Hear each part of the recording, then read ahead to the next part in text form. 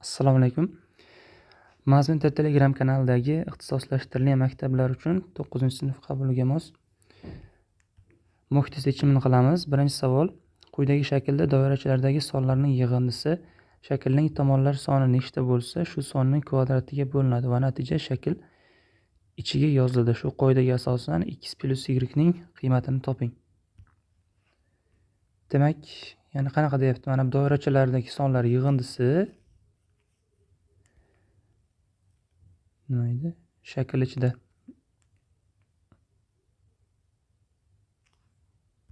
hamda buni tushuntirib beraman. Sonlar yig'indisi nima bo'ladi? 16, 10, 23, 15. 26, 38 ikkalasini qo'shsak 64 bo'ladi. 64 ni shaklning tomonlar soni. Bu nechta tomoni bor? O'rtadagi shaklimiz mana bu shakl. 4 burchak, 4 tomoni bor. 4 ni kvadratiga bo'lishimiz kerak, ya'ni 16 ga. Bo'ladigan bo'lsa natija 4 chiqadi. O'shani yozish kerak o'rtaga. Bunda ham xuddi shunday. Mana bu sonlar yig'indisi nima bo'ladi? X plus qo'shib yozaveraman birdaniga. Bu ikkalasi 41, bu ikkalasi 62. Ikkalasini qo'shsak 103. 103 qo'shilgan x qo'shilgan y. Atrofdagi aylanachalarning yig'indisini yozdim. Biz buni nimaga bo'lishimiz kerak? Shaklning tomonlar sonining kvadratiga. Bu 6 burchak ekan. Yana biz 6 ni kvadrati 36 ga bo'lamiz. Natija 3 chiqishi kerak. Demak, 103 qo'shilgan x plus y teng 36 nariga ko'paytirish bo'lib o'tadi. 36 kara 3 bu 108. Bunda x plus y teng bo'ladi 5 ga.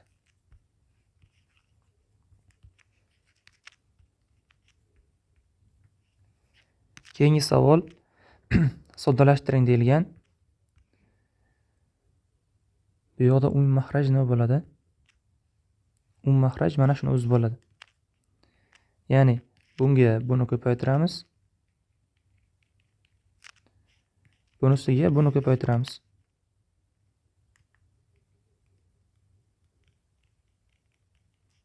Teng mahraj mana shuni o'zi.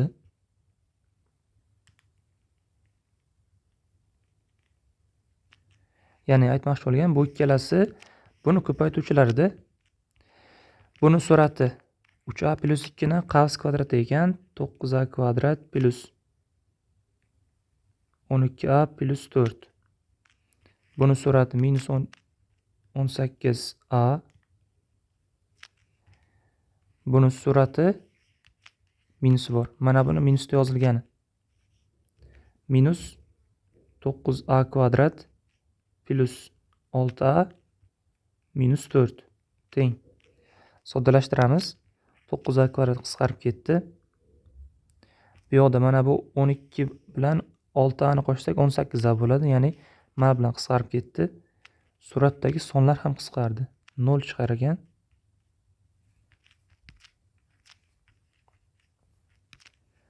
Keyingi savol: tenglamani ildiz x 0 bo'lsa, bizga buni qiymati kerak. Qavsni ochamiz. 7,5x ayrilgan 6 ayrilgan 4,5 x qo'shilgan 1,8x teng. Bu yoqni ham qavsni ochib yozsak 1,5x ayrilgan 5 1 21 2,125. Xo'p, bu tarafi x larga ixchamlab olsak, bundan buni ayirsak 3 bo'ladi. 3 ga buni qo'shsak 4,8 bo'ladi. Ayrilgan 6 1,5x ayrilgan 2,125. Buni bu tarafga, buni nari tarafga olib o'tsak 3,3x teng 6dan buni ayirsak 3,75 bo'ladi. Xato qilmadimmi?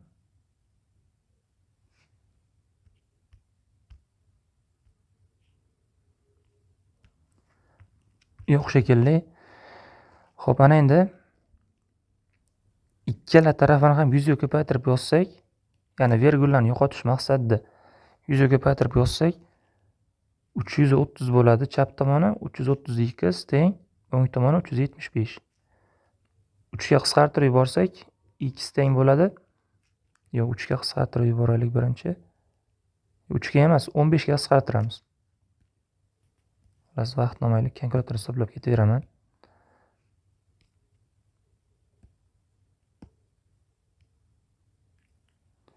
Ikkala tarafini ham 15 ga bo'laman. 330 ni bo'lamiz 15 ga 22. 375 ni bo'lamiz 15 ga 25. Bo'ldi. Demak, x teng ekan 25 taqsim 22 ga. Bu joyga olib kelib qo'ysak 11 ko'paytirilgan 25 taqsim 22 ayrilgan 3,5 taqsim 3 teng. Bu yoqda 11 bilan 22 qisqarib maxrajda 2 qoladi.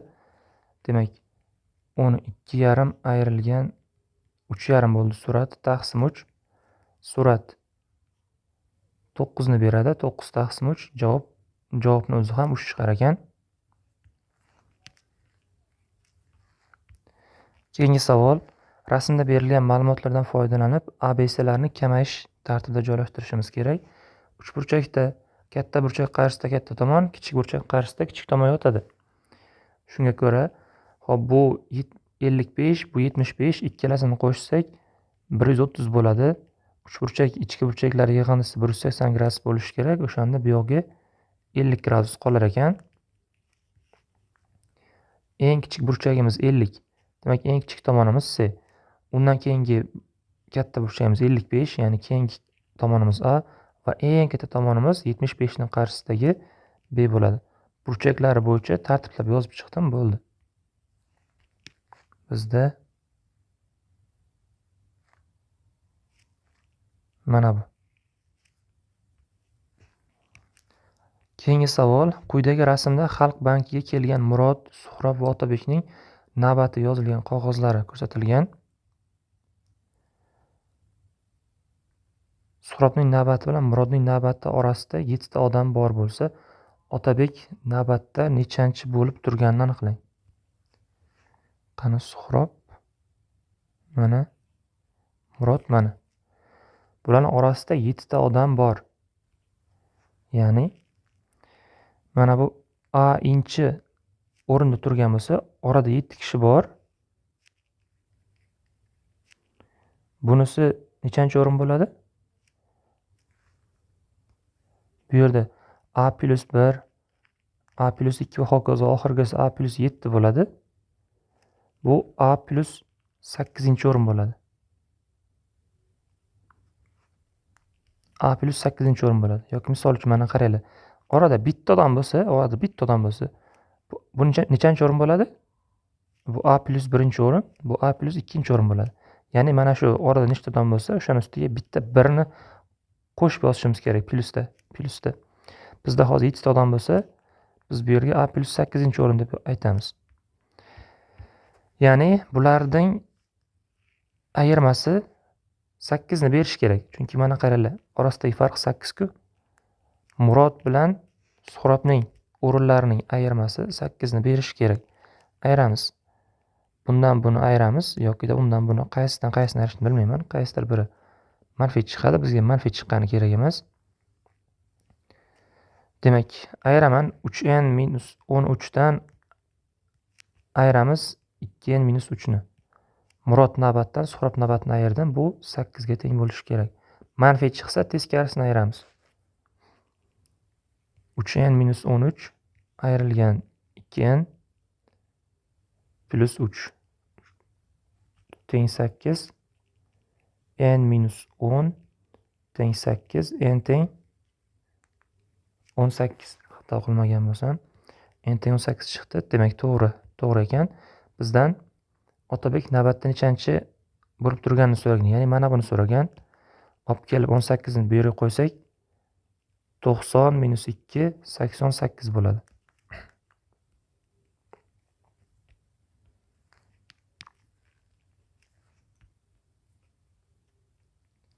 Keyingi savol.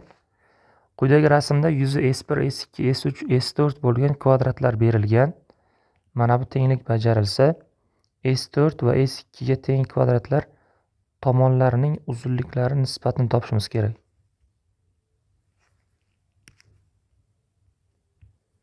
Buni tomoni x, bunikini y desak, bu yoq ham y. Bu tomon nima bo'ldi? X plus y bo'ldi. Demak, mana bu yer ham x plus y. Chunki mana bu kvadratning tomoni bu. Mana bu kesma, shu kvadrat tomoni. Shuning uchun ham bu yog'i x plus y bo'ladi. Endi olib kelib mana bu shartidan foydalanamiz. S4 nimaga teng? Buni yuzasi nimaga teng? Tomonni kvadrati, buni tomoni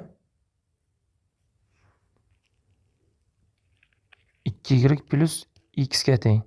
Mana S4 ni yuzasini yozdim. Tomonni kvadrati, S4 tomoni mana bu. S4 ni yozdim, teng 11 taqsim 3 ko'paytirilgan S2. S2 mana bu ekan. Y kvadrat yuzasi qo'shilgan S3. S3 mana bu. Buni tomoni x plus y. X plus y ning kvadrati. Qavslarni ochib yuborib soddalashtirib yozaman. 4y kvadrat qo'shilgan 4xy qo'shilgan x kvadrat teng 11 taqsim 3 y kvadrat qo'shilgan x kvadrat qo'shilgan 2xy qo'shilgan y kvadrat. Har ikkala tarafdan mana bu x kvadratlar qisqarib ketar ekan. Tak 5. Endi buni bu tarafga, mana buni bu tarafga olib o'tib yozaman. 2x bo'ladi chap tomoni teng o'ng tomon nima bo'ladi? Bu ikkalasini qo'shsak 14y kvadrat taqsim 3 bo'ladi. Bundan 4 ni ayirsak 2y kvadrat taqsim 3 bo'ladi.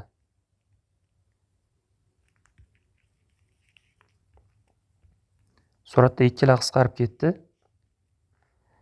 Bittadan y'lar ham qisqarib ketadi.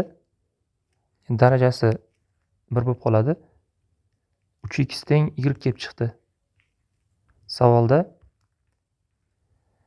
S4 va S2 ning tomonlarining nisbati so'ralgan. S4 ning tomoni nima? 2y plus x. S4 ning tomoni 2y plus x. S2 ning tomoni y. Mana shu nisbat so'ralgan ekan. Bizda y teng 3x bor. O'rniga olib kelib qo'ysak, y o'rniga 3x qo'ysak, bu 6x bo'ladi. X bilan 7x bo'ladi. Keyin y ning o'zi 3x edi. Demak, javob 7 taqsim 3.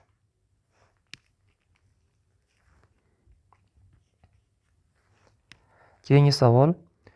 Quyidagi doiraviy diagrammada matematika testida ishtirok etgan o'quvchilarning natijalari haqida ma'lumot tasvirlangan. Bu diagrammaga asosan yuqori va o'rtacha past natija ko'rsatgan o'quvchilarning soni quyidagilardan qaysi biriga teng? Past natijasi 96, o'rtachasi 120, eng yuqorisi 144. Qaralab o'sib borgan. Pastdagi 96, o'rtachasi 120, yuqorisi 144. Burchaklar o'sib borgan. Ya'ni o'sib borish tartibida turgan bo'lishi kerak, chunki pastdagina burchak 96, o'rtachaniki 120, yuqoriniki 144. O'sib borish tartibida bo'lishi kerak. Bizda demak yoki A yoki D. Ya'ni bular o'sib borish tartibida emas. C bilan B o'sib borish tartibida emas, bular noto'g'ri.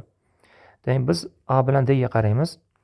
Endi bularni aniqlash uchun diagrammasi qaysi biri to'g'ri ekanligini aniqlash uchun nima qilamiz? Mana burchaklariga qaranglar. Tekshirib ko'ramiz. Misol uchun bunisini. Pastga 6 balandlik berilgan ekan.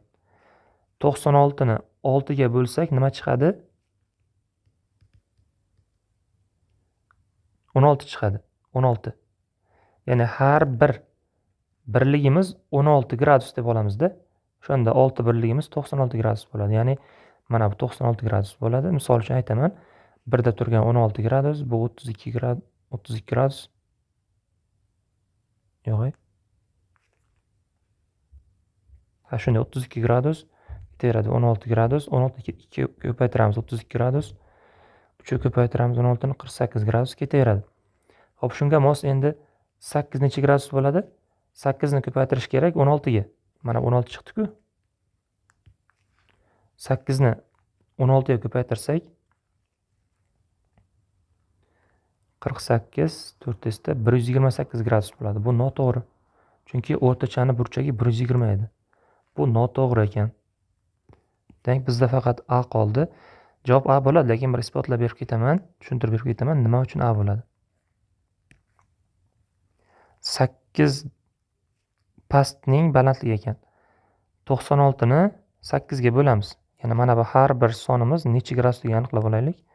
96 ni 8 ga bo'lsak 12 chiqadi. Ya'ni har bir birlik uchun 12 gradus degani. 2 uchun 24 gradus, 4 uchun mana buni ko'paytirib ketaveringlar 4 ga. 48, 6 ga ko'paytirsak 72, 8 ga ko'paytirsak 96, 10 ga ko'paytirsak 120, 12 ga ko'paytirsak 144 gradus bo'ladi. Va qaranglar. O'rtachaga 120 to'g'ri keldi va bu yoqda ham 120 gradus. Yuqoriga 144 to'g'ri keldi va bunda ham 144. Ya'ni mana shu 100% to'g'ri keldi. Demak, A javob bo'ladi. Keyingi savol. Birinchi rasmdagi kuboid shakldagi idish yarmigacha suv bilan to'ldirilgan. Ushbu idish BCKF tekisligi polga tekkan holatga aylantirilib, ikkinchi rasmdagi holatga keltirilsa, idishdagi suvning 3dan 2 qismi to'kilgan bo'lsa, qolgan suvning balandligini toping. Idishdagi suvning 3dan 2 qismini to'kkan, 3dan 1 qolgan.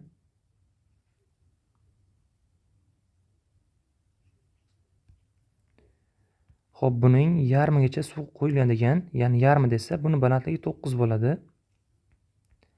Endi aytish bo'yicha 3dan 2 qismi to'kilgan bo'lsa, qancha qismi qoladi? 3dan 1 qismi qoladi. Mana shu suvning 3dan 1 qismining balandligi qancha bo'ladi? Ya'ni shu balandligini 3dan 1 qismini topamiz. 3 chiqadi. Ya'ni to'kilgandan keyin suv qanchasi qoladi? Buni balandligi 9 bo'lsa, buning 3dan 1. Ya'ni balandligi 9 edi. 9 ning 3dan 1 3 chiqadi. 3 balandlikdagi suv qoladi. Bu yer balandligi 3, tepasiniki 6. Mana bu 6 balandlikdagi qismi to'kib yuboriladi. 3dan 2 qismida u to'kib yuboriladi. 9 ning 3dan 2 qismi 6 chiqadi. Ya'ni 6 balandligi to'kib yuboriladi. Mana bu yerda qolgan suv. Xo'p, qolgan suvni hajmi qancha? Qolgan suvning hajmi. Ya'ni mana bu yerda bitta o'sha to'g'ri burchakli parallelped bor, mana bu pastda, o'sha qolgan suvning joy qismida. O'shaning hajmi qancha bo'ladi? Barcha qirrasini ko'paytirishimiz kerak. 3, 12, 6. 12 kira 18 bu 216 bo'ladi, adashmasam. Qolgan suv hajmi. Shunday. Xo'p, endi mana bu B, C, KF. Mana shu idish mana bu yoq tomon teskarisiga ag'darilgan. O'sha holatda suvning balandligi so'ralyapti. Xo'p, buni qirralarni yozib chiqaylik. BC 6, KC qani KC? Mana bu 9. Demak, mana bu EF. Mana EF. EF 12. Bunaqasi 12. Suvni balandligi x deb yozib olsam, suvni balandligi x deymiz. Suvni hajmi qancha? Bunaqasiga 12 balandligi bizga daxli yo'q. Chunki men hozir suvni hajmini topmoqchiman. To'liq 12. Menga u kerak emas. Men suvni balandligini x deb yozib oldim. Suvni hajmi qancha? Ya'ni mana shu pastdagi to'g'ri burchakli parallelepiped hajmi qancha? O'sha suvni hajmini beradi. Barcha qirrasini ko'paytiramiz. 6, 9, x. Mana bu ham qolgan suvning hajmi. Mana bu ikkalasi bir xil suv, ya'ni ikkalasining hajmlari teng bo'lishi kerak. Tenglashtiramiz. 216 teng 6 kere 9x.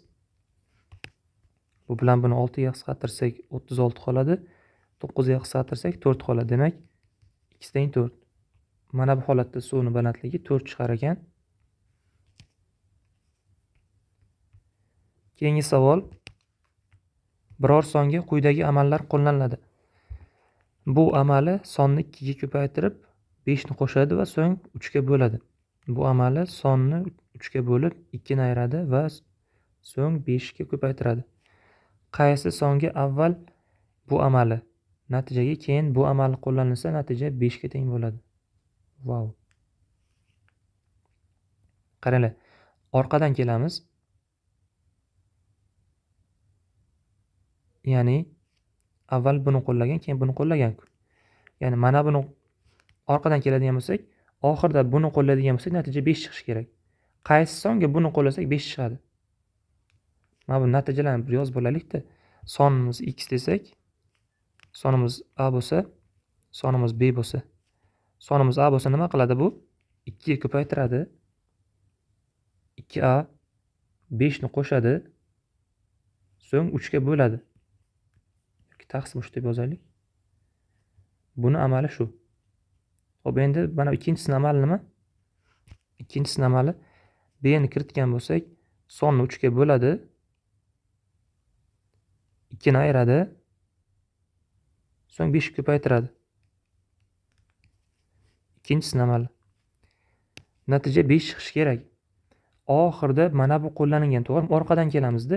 Mana buni qo'llagan paytda natija 5 chiqishi kerak. Mana buni qo'lladik, natija 5 chiqishi kerak. Bundan foydalanib a ni topib olaylik. 2a plus 5 teng bo'ladi 15 ga. Proporsiya qildim. 2a teng 10, a teng 5 chiqadi. Ya'ni bunga kelgan son 5 bo'lishi kerak. Bu 5 nima bu? Mana bu uchburchakdan chiqqan son-ku.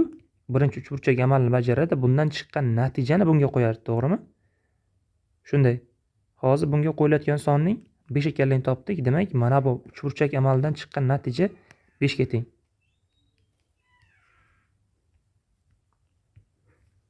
Har ikkala tarafdan 5 lar qisqarib ketdi. 1 qoldi. B taqsim 3 ayrilgan 2 teng 1. B taqsim 3 teng 3. B teng 9 kelib chiqar ekan. Ya'ni mana bu uchburchakka kelgani 9 edi. O'sha 9 ni qo'llasak, shu amallarni bajarsak, ya'ni 9 ni uchburchakka qo'llasak, natija 5 chiqadi. 5 chiqdigan 5 ni olib to'rtburchakka qo'llasak, natija yana 5 chiqadi. Ya'ni xolos shartiga to'g'ri keladi. Orqadan kelib ishlasak oson bo'ladi. Keyingi savol. Ahmad va Arslon dastur kodini yozib chiqmoqchi. Ahmad 1 kun, Arslon 2 kun ishlasa, bu dastur kodining 8 dan 3 qismini yozib tugatishadi. Qolgan qismini Arslon 2 kun, Ahmad 3 kun ishlab tugatishadi. Ahmad bir o'zi bu dastur kodini necha kunda yozib tugatadi? Ahmad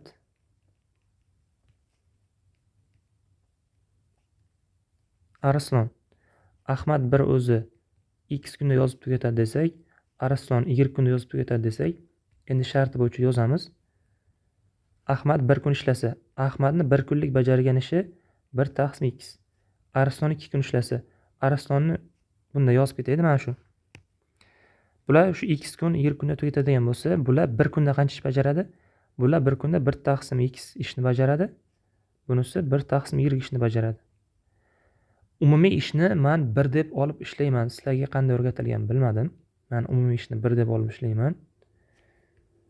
Umumiy ishni 1 deb olsam, Ahmad 1 kunda 1 taqsim x ni bajaradi va x kun ishlasa, ishni yakunlaydi, ya'ni o'sha birni beradi, birni bajaradi. Umumiy ishni men 1 deb olib ishlayman. Davom etaman. Ahmad 1 kun ishlasa, Ahmad 1 kunda 1 taqsim 2 ni bajaradi. Arslon 2 kun ishlasa, Arslon 2 kun ishlasa 2 taqsim y ni bajaradi. Chunki 1 kunligi 1 taqsim y 2 kun bo'lsa 2 ga ko'paytiramiz. 2 taqsim y bajaradi. Natija ishning 8/3 qismini bajarar ekan. Ishimiz 1 edi. 1 ni 8/3 qismi 8/3 ni o'zida, ya'ni buni tenglashtiramiz 8/3 ga. Keyingi shart qolgan qismini, ya'ni 8/5 qismini, 1 ning 8/5 qismi bu 8/5 ni o'zi. Demak 8/5 ni qanday bajarar ekan bular? Arslon 2 kun ishlar ekan. Arslon 2 kun 2 taqsim y ish bajaradi 2 kunda. Ahmad 3 kun. Ahmad 1 kunda 1 taqsim x bajarardi, 3 kunda 3 taqsim x bajaradi. Mana. Ahmad 1 o'zi. Ya'ni x kerak ekan. Ahmadning 1 o'zini 2 kunda tugatishi, ya'ni x ni topishimiz kerak. Demak, bu yoqda y ni yo'qotib yuborishimiz kerak. Pastdan tepani ayirib yuborsak, y qisqarib ketadi. 2 taqsim x teng bo'ladi 2 taqsim 8 ga x teng 8 chiqar ekan.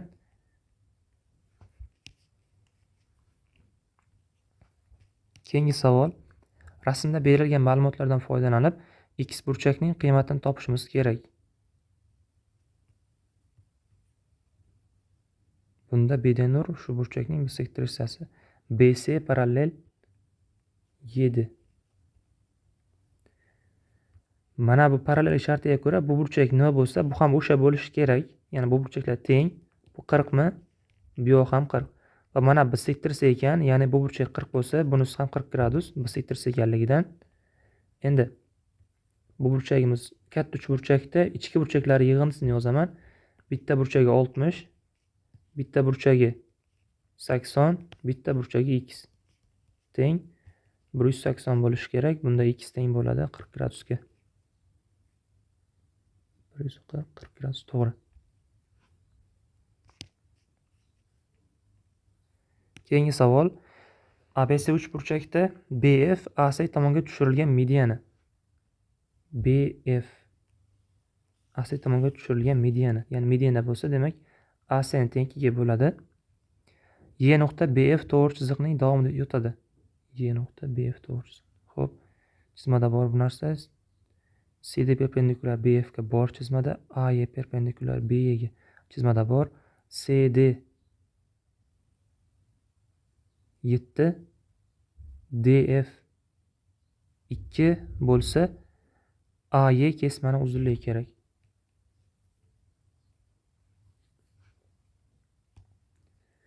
Mana burchakni alfa deb olsak, bunisi ham alfa. Bu burchagini nima bo'ladi? 90 minus alfa bo'ladi, chunki bu yer 90 gradus. Bundachi, bunda ham bu burchagi 90 minus alfa bo'ladi. Yoki da mayli, buni yozish shart emas. Mana bu kesmalar teng ekan. Kesmalar teng. Demak, shu kesmalar uzunligini A deb olsam, bu A, bunisi ham A. Mana bunda qaranglar, shu ikkalasiga moslangan holatimiz sinus alfani beradi, to'g'rimi? Ya'ni ikkalasi bor. Burchak bo'yicha yozmoqchiman, xolos. Ikkalasi bor, ikkalasi qatnashgan bu o'sha trigonometriyamiz sinus alfani beradi. Shu uch burchakda sinus alfa nimaga teng? X taqsim A ga teng. Bundachi sinus alfa 7 taqsim A ga teng. Bunda x teng 7 kelib chiqadi.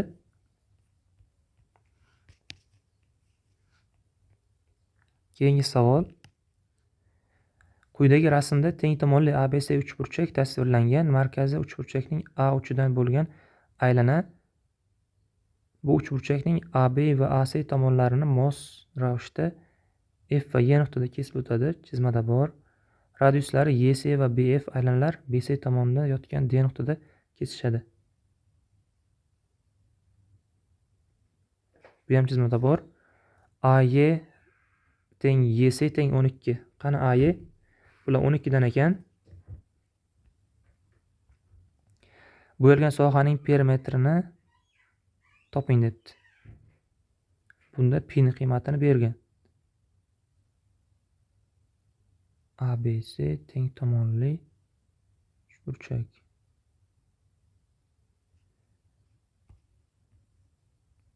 Uzilma berdi. AY'ni 12 degan, YS'ni 12 degan. Ya'ni mana bu aylanani radiusi ham 12 va mana bu ikkita aylanan radiuslari ham 12 dan ekan. Ya'ni bular ham 12 dan. Xo'p, bizga bo'lgan sohaning perimetri, ya'ni mana bu shaklning perimetri kerak. Bu 60 gradus. Bu yoq necha gradus bo'ladi? Bu yog'i qaranglar, bu yerda hozir ikkala aylanan ham radiuslari teng ekan. Ikkala aylanan ham radiuslari teng.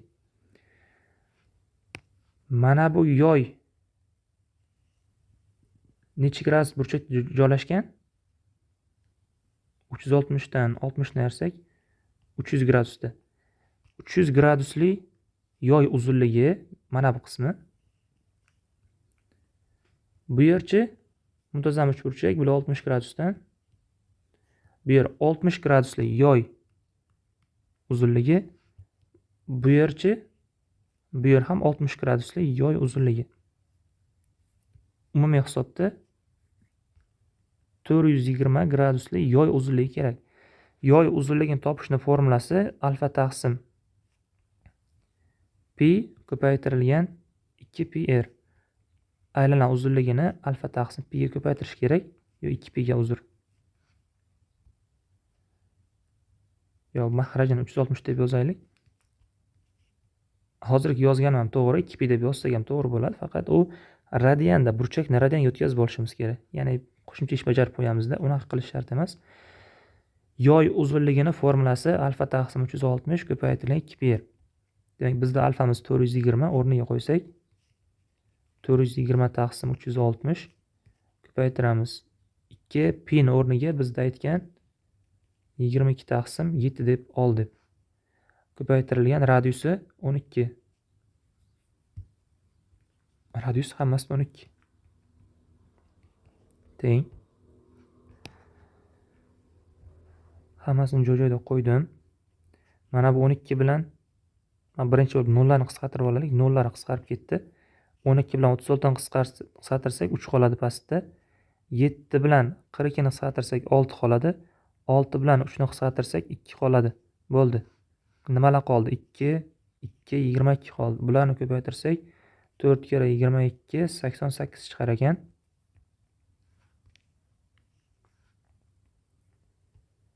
Keyingi savol.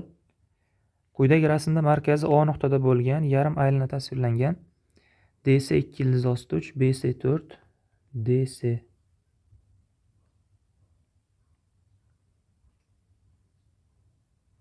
BC 4.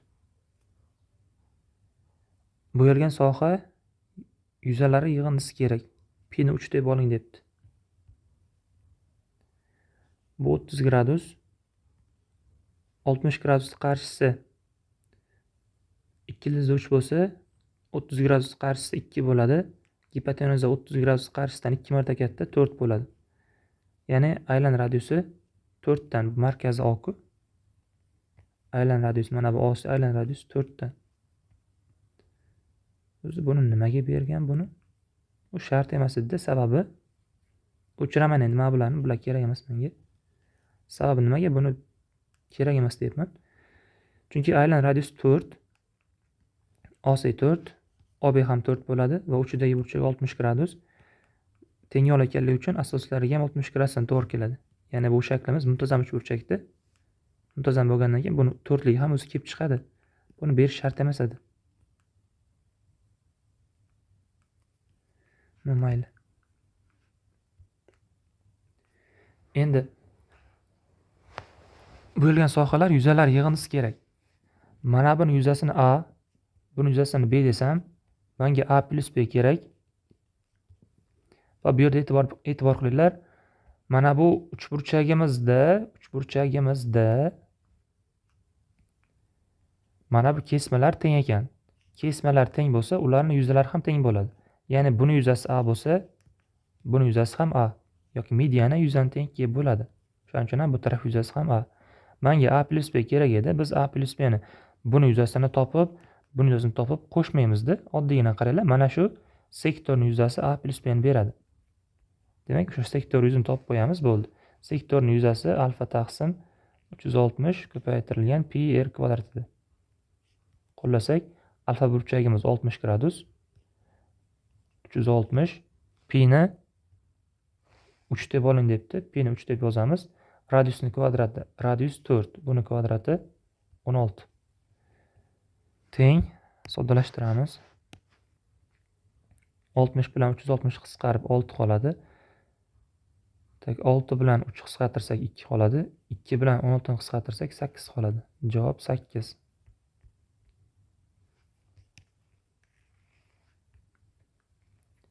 Keyingi savol. Birinchi rasmda olovning balandligi 4 xil darajada sozlash mumkin bo'lgan yondirgich ko'rsatilgan. 4 xil. Bosqich raqami ortgan sayin olovning balandligi ham oshadi. Har bir bosqichda olovning balandligi bir xil o'lchamda ortib boradi va doimiy shu balandlikda yonadi. Yana o'zgarmas bo'ladi. 2 va 3 rasmda yondirgichlarning olovi 1 va 3 bosqichda yoqilgan olov balandligi qanday o'zgarganini ko'rish mumkin. Bunga ko'ra yondirgich 4-bosqichda yoqilganda umumiy balandlik qanchaga teng bo'ladi?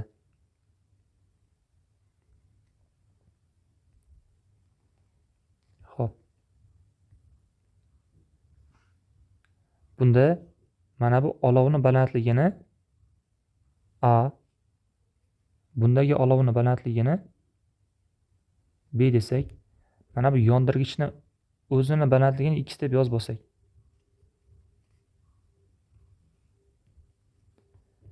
Bunda x plus a imiz teng ekan 5,1 ga, bunda x plus b imiz teng ekan 5,7 ga. Pastdan tepani ayirib yuborsak, to'xtanglar.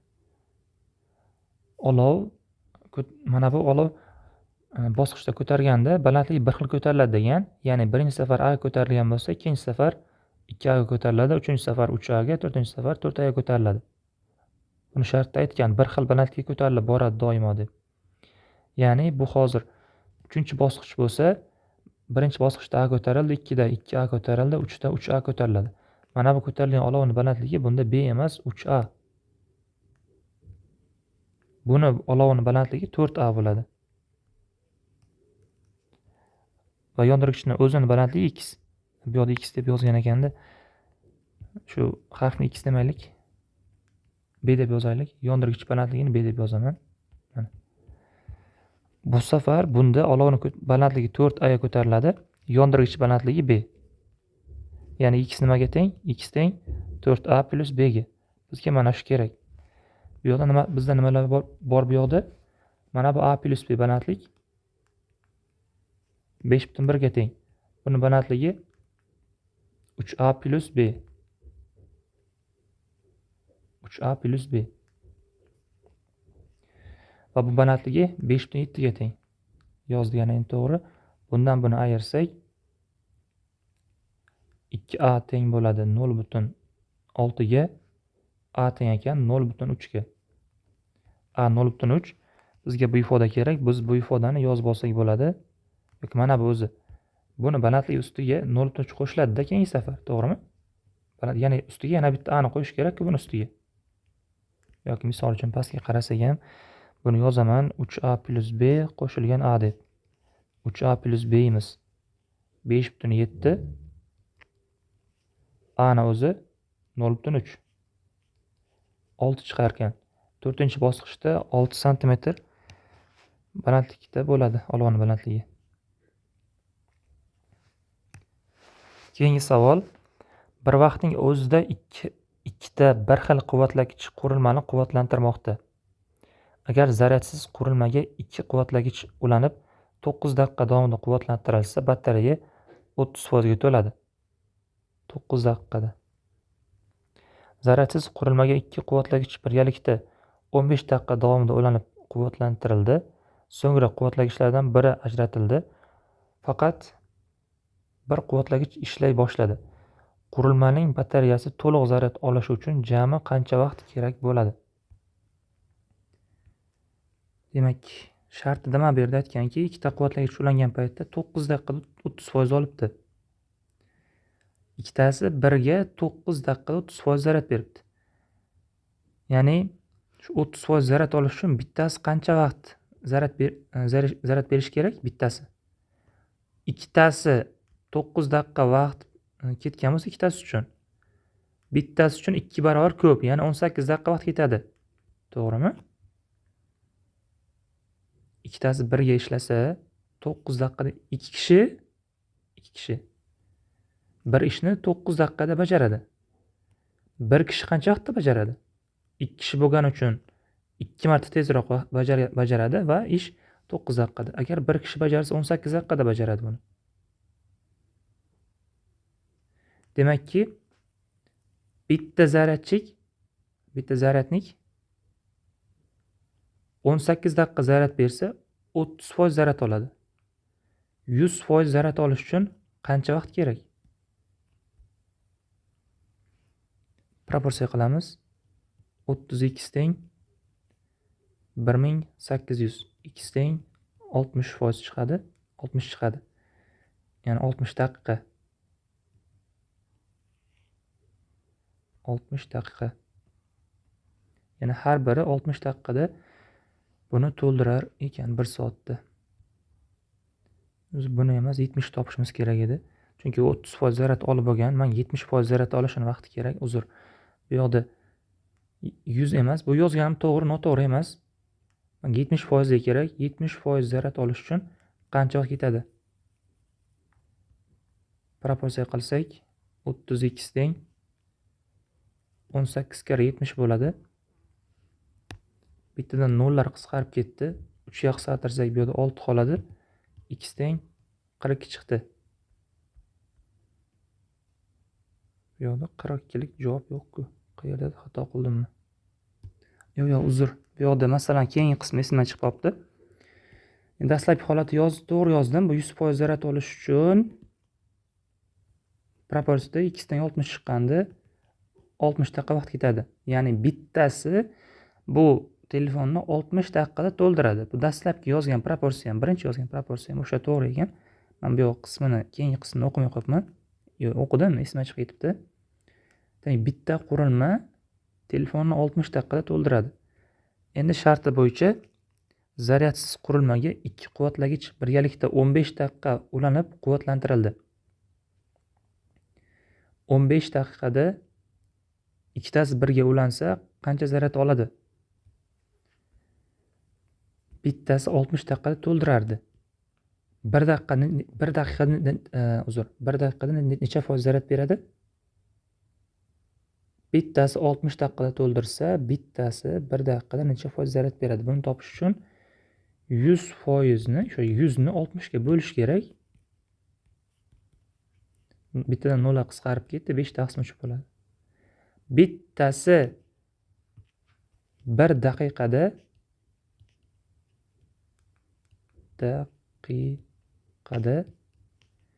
5 taqsim 3% zaryad beradi. Bittasi 60 daqiqada 100% zaryad bersa, 1 daqiqada shu 5 taqsim 3% zaryad beradi-da. Biz buni topdik. Endi masala shartiga qaranglar. Zaryadsiz qurilmaga ikki quvvatlagich birgalikda 15 daqiqa davomida ulangan. 15 daqiqa davomida bittasi necha foiz zaryad beradi? Bittasi 15 ni ko'paytirish kerak 5 taqsim 3 ga. 25% chiqadi.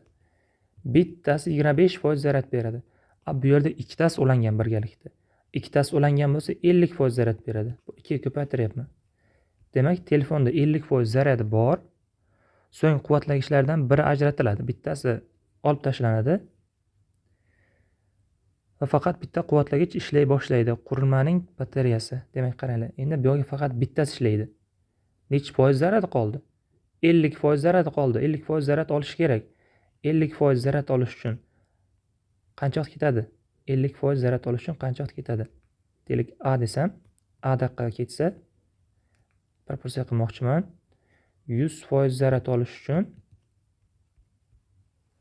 60 daqiqa ketar edi. 100% zarat olish uchun 60 daqiqa ketar edi. Proporsiyadan A ni topadigan bo'lsak, 30 daqiqa chiqadi.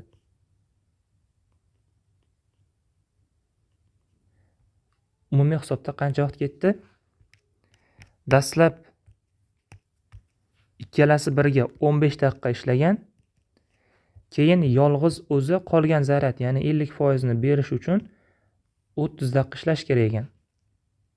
Umumiy hisobda 45 daqiqada to'ladi. Savolda ham shuni so'ragan, jami deb aytgan, jami hisobda so'ragan. Javob 45 daqiqada to'ladi. Keyingi savol: tadbirkor birinchi va ikkinchi navli molini sotib, jami 90 ming so'm foyda qildi. Birinchi navli moldan 10% foyda ko'rdi, ikkinchi navli moldan 25% foyda ko'rdi. Ikkinchi navli molini birinchi navli moliga nisbati 40% qimmatga sotib olgan. Molini ikkinchi moliga nisbatan 40% ga qimmatga sotib olgan. Ikkala navli molini sotib, tadbirkor jami necha foiz foyda ko'rganini aniqlang. Tak, buni pastdan yozamiz, joy yetmaydi.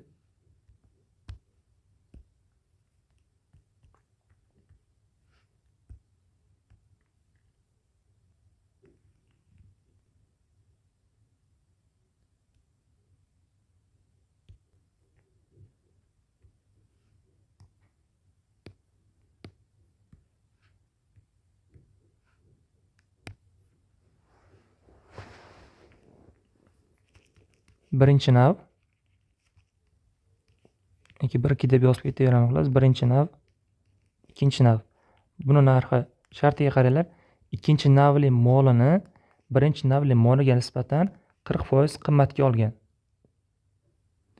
Ya'ni bu x olgan bo'lsa, bunusini birinchi navli moliga nisbatan 40% qimmat debdik-ku. Bundan 40% qimmat olgan. Ya'ni 40% qimmat olgan bo'lsa, bu 1.4x bo'ladi. Narxi. Endi keyin shartiga qarasak, bundan 10% foyda ko'ribdi. Ya'ni buni 10% qimmatga sotgan. Qanchaga sotgan bo'ladi? X ni ko'paytirish kerak 1.1 ga. Bunisini bo'lsa 25% foyda ko'pdi. Bunisidan, ya'ni 25% qimmatga sotadi. O'shaning uchun 25% foyda ko'radi. Qanchaga sotayotgan bo'ladi? Yoki bizga bu kerakmi? Hozir. Tepada jami foydani aytgan. Demak, bizga foydalar kerak. Qanchaga sotishi emas, foydalari kerak. Mana birinchi navdan 10% foyda ko'ribdi. Foydasi qancha? X ning 10% bu 0.1x degani. Bunisidan 25% foyda ko'ribdi. Buni foydasi qancha? Ya'ni buni 25% qancha bo'ladi? 1.4x ni ko'paytirish kerak 0.25 ga. Mana bu birinchi navdan olgan foydasi, bu ikkinchi navdan olgan foydasi. Bularning yig'indisi 90 ming ekan. Tepada mana aytgan 90 ming deb. Demak, hisoblasak 0.1 ga qo'shamiz 1.4 kara 0.25 ni 0.45 bo'lar ekan. Ya'ni mana bu ikkalasini qo'shsak 0.45x bo'ladi, teng 90 ming. Mana vergulni yo'qotish maqsadida ikkala tarafini 100 ga ko'paytirib yuborsak 45x teng orqasiga yana ikkita 0 yozamiz. 45 ga qisqartirib yuborsak mana 45 bilan 90 qisqaradi, 2 qoladi. X teng ekan, 2 ning orqasida 5 ta 0 bor. 200 ming. Savolda ikkala navli molini sotib, tadbirkor jami necha foiz foyda ko'rganini aniqlang. Xo'p, o'zi qanchaga sotib oldi? 2.4 x ga.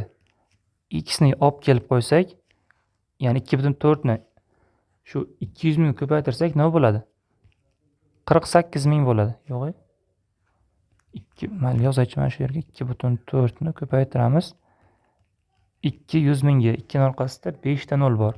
Teng 2.4 ni 20 ga ko'paytirsak 48 chiqadi. Orqasida 4 ta 0. 480.000 bo'lar ekan. Ya'ni bu nima bu? O'zini sotib olgan narxi. O'zini sotib olgan narxi 480.000. Bu 100%. Qancha foyda qildi? 90.000 foyda qildi. Bu A foiz. Foydani so'ragan-ku. Bu o'zini asl narxi bilan hisoblanadi. Asl narxi 480.000, 90.000 foyda qildi. Necha foiz foyda qilgan bo'ladi? Asl narxning necha foizga teng demoqchida bu yerda. Proporsiya qilib yuboramiz. A ko'paytirilgan 480.000 teng 90.000 ning orqasiga yana 2 ta 0 bor. Mana bu 4 ta 0 bilan buni 4 ta 0 qisqarib ketdi. 9 bilan 48 ni 3 ga qisqartirsak bu yerda 16, bu yerda 3 qoladi. 16 bilan 100 ni 4 ga qisqartirsak bu yerda 25, bu yerda 4 qoladi. 4 A teng 75 qoldi. A teng 75 4 ga bo'lsak 1 18 32 ga ayirsak 3 qoladi. 4 dan 3. Biz buni 18.175 deb yozsak bo'ladi. Shuncha foiz foyda qilgan. Birinchi bo'lib foydalar yig'indisini qo'shdim. Narxlarni o'zi aytgani bo'yicha 40% qimmat degani uchun buni x deb yozib bo'lsak, bunisi 1.4x bo'ldi. Keyin bundan 10% foyda qilgan, ya'ni foydasi qancha? Buni 10%, 0.1x. Buning 25% o'zini 0.25 ko'paytirish kerak. Shunda yozdim. Bular foydalari. Birinchi mahsulotdan olgan foydasi, ikkinchi mahsulotdan olgan foydasi. Bularni qo'shsak umumiy foyda 90.000 bo'lishi kerak. 90.000 ga teng bo'lishi kerak. Tenglashtirdim. Bu orqali x topdik.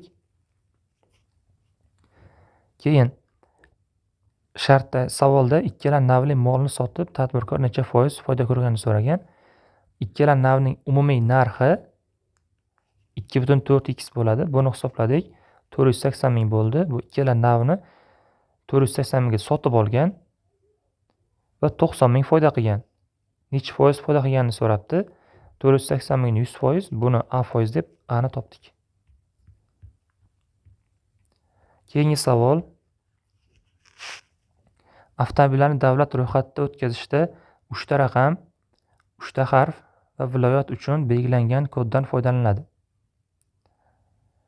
Avtomobillar davlat ro'yxatidan o'tkazish quyidagicha nizomlarga asoslanadi. Avval raqamlar almashadi.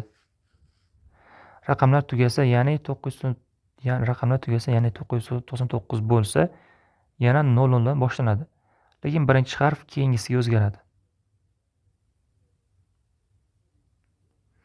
Birinchi harf alifboni oxiriga yetgach, ikkinchi harf keyingisiga o'zgaradi. Xuddi shunday ikkinchi harf tugasa, uchinchi harf o'zgaradi. Shu tarzda harflar alifbo tartibida asta-sekin o'zgarib boradi. Bekzod Qashqadaryo viloyatida nechta avtomobil ro'yxatga o'tganini hisoblamoqchi bo'ldi va avtomobillarni kuzatdi. U quyidagilarni aniqladi. Qashqadaryo viloyati davlat raqami 70, avtomobillar ichida davlat raqami ikkinchi harfi Y harfi bo'lgan avtomobil uchramadi. Agar avtomobillarni davlat ro'yxatidan o'tkazish faqat 24 ta harfdan iborat, 24 ta harfdan foydalanishi aniq bo'lsa, Qashqadaryo viloyatida eng ko'p bilan nechta avtomobil ro'yxatdan o'tgan?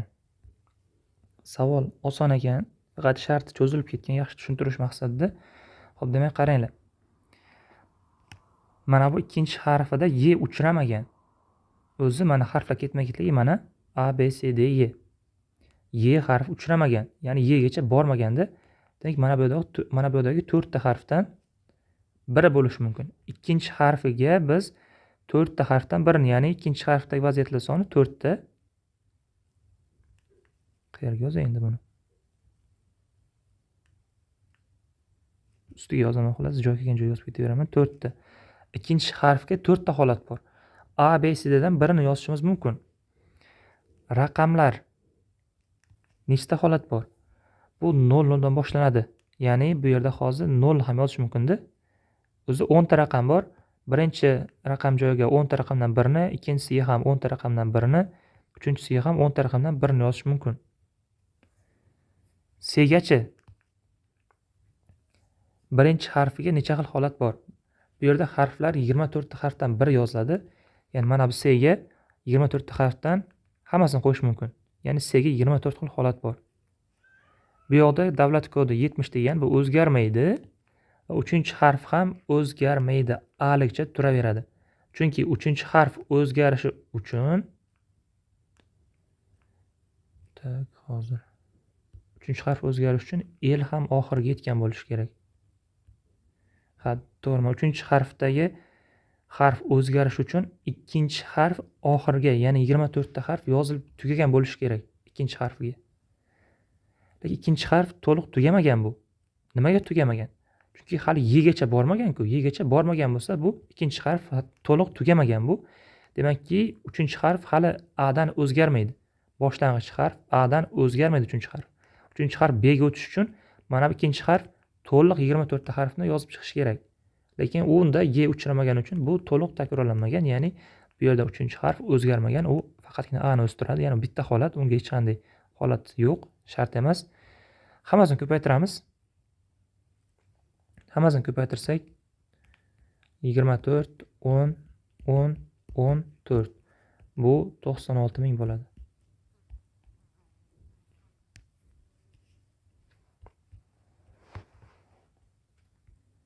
Keyingi savol, rasmda berilgan ma'lumotlardan foydalanib x burchagi topishimiz kerak. Bular bir-biriga parallel. Xo'p. Mana shu yerdan o'sha parallel chiziqlarga mos holatda parallel chiziq tortsam, bu ham o'shalarga parallel. Bu yer 40 gradus bo'lsa, mana bu yer ham 40 gradus bo'lishi kerak. Jami 55 gradus bo'lish uchun pastiga 15 gradus qoladi. Bizda bu ikkalasi parallel ekanligi uchun bu 15 gradus bo'lsa, bu ham 15 gradus bo'lishi kerak. Va bu ikkala burchak teng ekanligi uchun bu 15 bo'lsa, bunisi ham x ham 15 gradus.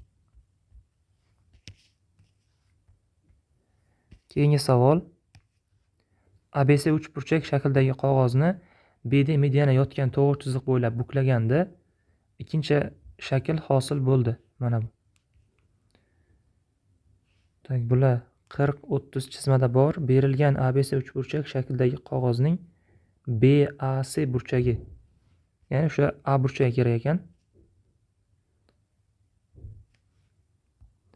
Xo'p, qaranglar. Mana shu shaklni pastga buklagan. Bu yeri mana bu yer 40 gradus bo'lsa, tepaga tiklaydigan bo'lsak nima bo'ladi? Mana shu tepaga tiklaydigan bo'lsak.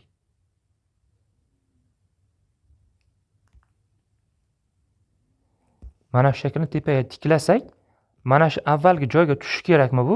Tushishi kerak avvalgi joyiga. Ya'ni shu tepaga qaytargan paytimizda bu 40 gradus mana bu yerga tushadi. To'g'rimi? Shunday. Mana bu yer alfa bo'lsa, buklagan paytimizda pastga tushsa, mana bu yer ham alfa bo'ladi. Demak, mana bu yerda yoyiq burchak 180 gradus berish kerak. Hammasining yig'indisi 2 alfa plus 30. Bularning yig'indisi teng 180. 2 alfa teng 150. Alfa teng 75 gradus. Alfa 75 gradus. Bizdan BAC burchakni yo'g'e qanday edi? ABC 3 burchak shaklidagi qog'ozning BAC burchagi. To'g'ri, shuni so'ragan. BAC. Mana burchakni so'ragan. Bizda mana burchakni so'ragan. Necha gradus qoladi u yoqga? Buni masalan A desam, shu 3 burchakning ichki burchaklari yig'indisi A bor, 40 bor va 75 bor. Teng 180. A plus 115 teng 180. 115 to'g'ri. A teng bo'ladi 65 gradusga. Shunday. Demak, topdik. Javob 65. Endi bu yoqga fizikaning yechimini ko'rasizlar. Algebra yechimi tugadi. Qadrli o'quvchilar, hammasi sog' salomatmi? Xo'p, demak, hozir sizlar bilan fizikadan test ko'rib chiqamiz. Tushgan testlardan deyilgan savollardan. Xo'p, birinchi savolimiz 21-savol ekan. KL va MN zaryadlangan sharlarning atrofida hosil bo'layotgan elektr maydon kuch chiziqlari rasmda ko'rsatilgandek modellashtirib chizilgan. KL va MN sharlarining zaryad ishoralari qanaqa degan narsa bo'lyapti. Xo'p, demak, biz sizlar bilan o'tganmiz.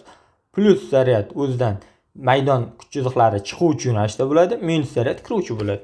Va bundan ko'rib turibmizki, mana bu demak o'zidan chiqaryapti. Har taraflama o'zidan atrofga maydon kuch chiziqlari bundan tarqilyapti. Demak, mana plus zaryad. Demak, K'imiz plus zaryad ekan. Xuddi shunday tasavvur qiladiki, minus zaryad o'ziga qabul qiluvchi edi. Kuch chiziqlari o'ziga kiruvchi bo'ladi minus zaryadga. O'shaning uchun mana bu demak minus zaryad ekan. Xo'p, endi mana bu M bu yerda plus zaryad mana chiqaruvchi bo'lib turibdi. N ham plus zaryad, bu ham chiqaruvchi, o'zidan kuch chiziqlari, maydon kuch chiziqlari, elektr maydon kuch chiziqlari chiqib turibdi. Demak, K'imiz plus, L'imiz minus, M va N bular ham plus ekan. To'g'ri javobimiz A javob bo'lar ekan shunda. Mana bu degani chiziqlar mana bunaqasiga ketyapti degan, bular itarishyapti degan. Haqiqatan ham plus bilan plus zaryad itarishadi, plus bilan minus tortishadi ko'rinishda bo'lardi-yu. Xo'p, keyingi savolimiz 22-savol. Yorug'lik nuri shaffof X muhitdan shaffof Y muhitga rasmda ko'rsatilgandek yuboriladi. Bunga ko'ra yorug'lik nuri raqamlangan yo'llarning qaysilaridan o'tishi mumkin debdi. Xo'p, demak, biz bilamizki, yorug'likning sinish va qaytish qonunlarini sinish qonuni qanaqa qaytish qonunidan boshlaylik birinchi. Qaytish qonuni agar yorug'lik mana endi qarab turamiz. Yorug'lik agar tushadigan bo'lsa mana tushgandan keyin necha gradus burchak ostida tushsa, o'shancha gradus burchak ostida qaytardi agar sirt silliq bo'lsa. Bu degani agar mana bu sirtimiz tekis sirt bo'lsa, yorug'lik nuri mana shunaqa kelib, bir qismi mana shu ko'rinishda birinchi nur yo'nalishida qayta olar ekan. Xo'p, demak, yorug'lik nurini qaytadigan yorug'lik nuri yo'llaridan biri bir bo'lishi mumkin ekan. Xo'p, endi agar yorug'lik nuri bitta muhitdan ikkinchi muhitga o'tmasligi ham mumkin. Yorug'lik nuri kelib turib, mana bu ikki yo'nalishda qaytib ham ketishi mumkin. Bu degani yorug'lik ichki muhitdan tashqarigi muhitga o'tmaydi. To'la yorug'lik qaytishi bo'ladi. Yorug'likning tashqariga chiqmaydi. Bu degani yorug'lik nuri ikkinchi yo'l bo'yicha ham yurishi mumkin ekan. Endi agar yorug'lik nuri mana bu qaytsa, ma'lum bir qismi qaytadi, ma'lum bir qismi sinar edi. Demak, yorug'lik nuri kelgan holatda mana ma'lum bir qismi qaytdi, ma'lum bir qismi sindi. Demak, yorug'lik nuri 3-yo'l bo'ylab ham yurishi mumkin. Aynan mana bunaqa ketmaydi. Sindi degani bu ikkalasi X va Y ikki xil muhit-ku. O'shani hisobiga mana bu kelgan yo'nalishidan qanchadir og'adi, yo ichkariga yoki tashqariga. Bizga tashqari yo'nalish ko'rinmagan, o'shaning uchun mana bu tarafda 3 ni olamiz. Demak, to'g'ri javobimiz 1 bo'lishi mumkin, 2 bo'lishi mumkin yo 3 bo'lishi mumkin ekan. 4 bo'la olmaydi. Hech qanaqasiga yorug'lik nuri kelib mana bunaqasiga o'tmaydi. 5 ham bo'la olmaydi. Yorug'lik nuri kelib turib mana bunaqasiga orqaga qaytib ketmaydi.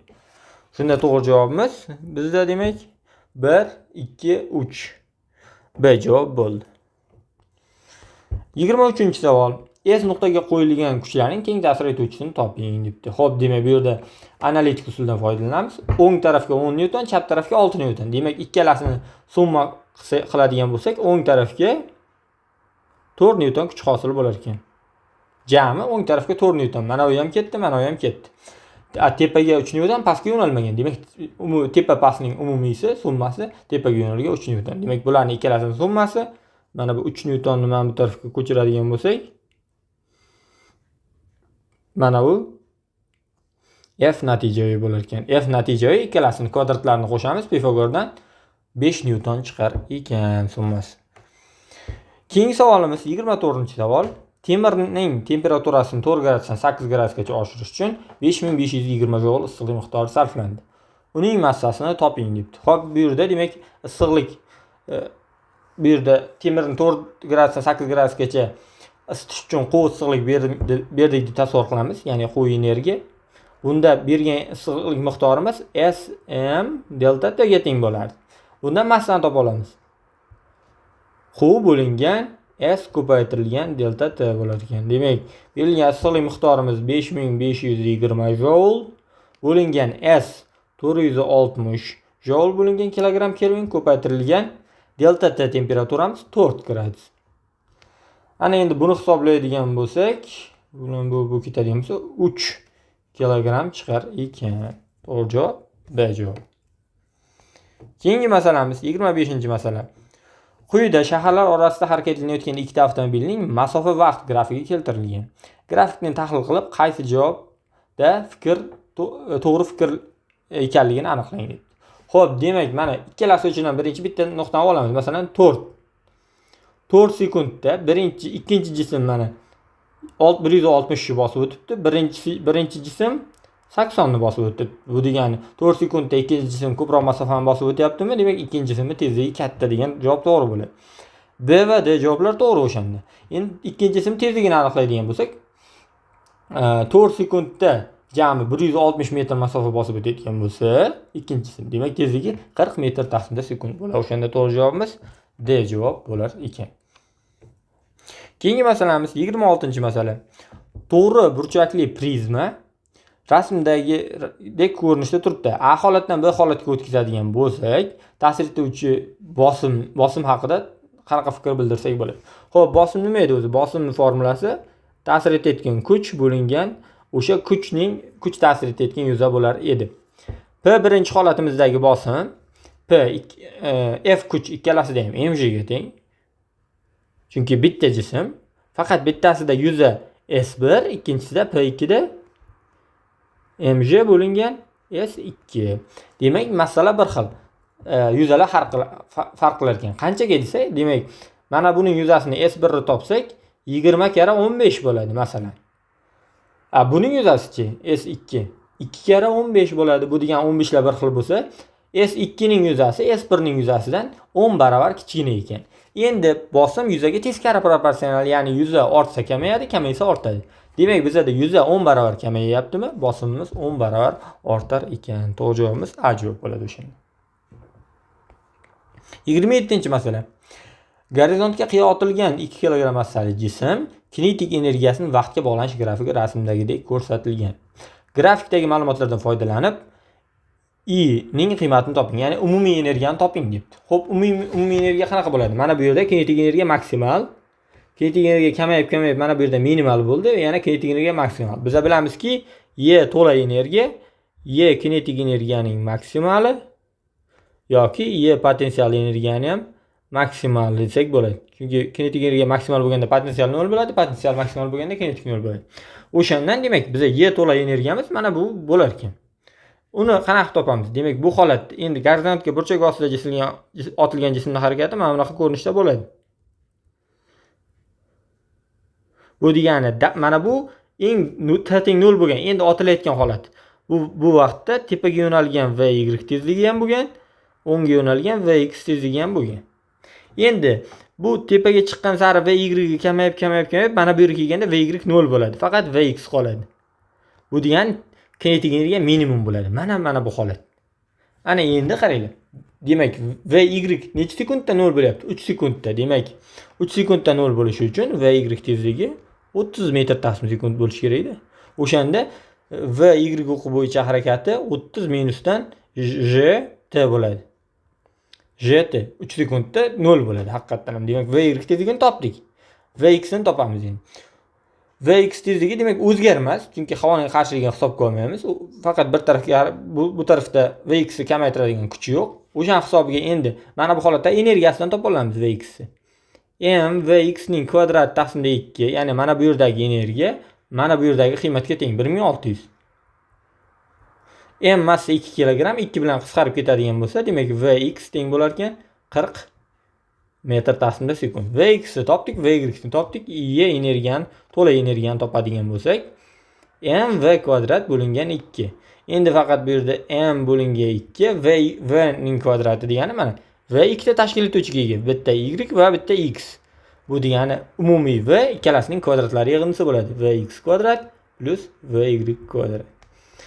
V demak, mana bu m lar yana qisqarib ketadi. M bilan 2, chunki m 2 kg ga teng. Javobimiz v x kvadrat plus v y kvadrat bo'lar ekan. V x kvadrat mana tayyor turibdi. 1600, v y ning kvadrati 30 kvadrat 900 bo'ladi.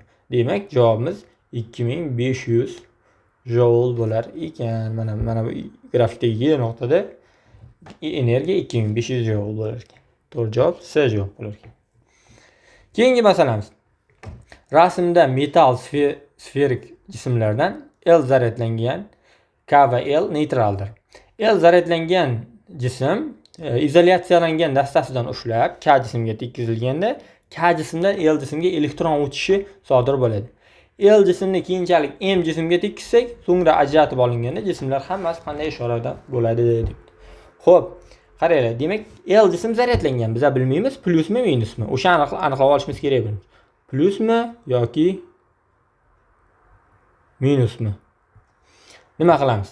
L jism olib K jismga tekkizilganda, mana K jismga tekkizilganda K jismdan L jismga elektron o'tibdi. Bu degani nima degani? K jismdan mana bu demak elektron o'tishi uchun bu jism L jism plyus zaryadlangan bo'lishi kerak-da. O'sha hisobiga mana bundan elektronlarni o'ziga tortib oladi. Bu degani L jismimiz aniq plyus zaryadlangan ekan. Endi bundan elektronlarni olgan hisobiga mana buning L jismimizning plyus zaryadlari kamayadi, lekin qanchadir qoladi baribir. Endi K jism o'zidan elektronlar bergani uchun bu ham plyus zaryadlanib qoladi. Ana demak K jism endi hozirgi holatimizda L jism ham K jism ham plyus zaryadlangan bo'lib turibdi. Endi shu holatda L jismni olib kelib M jismga tekkizsak, yana M jism ham neytral edi. Bunda ikkita plyus bor, tasavvur qiling, boshida 4 ta edi, ikkita bo'lib qo'ygan. Endi mana bu 0 bo'lib turgandi, lekin mana bu plyus bo'lganligi uchun mana bundan bitta elektronni o'ziga oladi va buning natijasida mana buning bitta plyusi ham ketadi, mana buning bitta elektron berganligi uchun M jism ham plyus bo'lib qoladi.